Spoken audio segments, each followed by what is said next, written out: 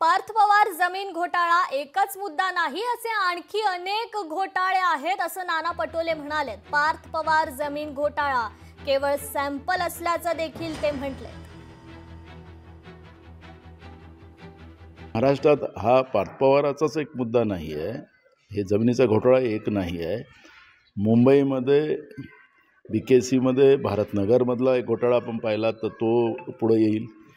दुसरा आपण सीलिंगच्या बाजूला जी जमीन आहे, जी रस्ते विकास महामंडळाची जी जमीन होती सगळीच्या सगळी त्या मित्रांना म्हणजे मोदी साहेबांच्या मित्रांना त्या ठिकाणी दिलेली आहे।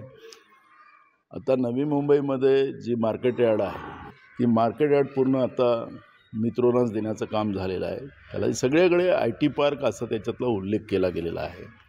त्याच्यामुळे जमिनीच्या किमती कशा कमी केल्या गेल्या, त्याच्यातली स्टॅम्प ड्युटी कशी चोरली गेली, हे सगळे मुद्दे आहेत।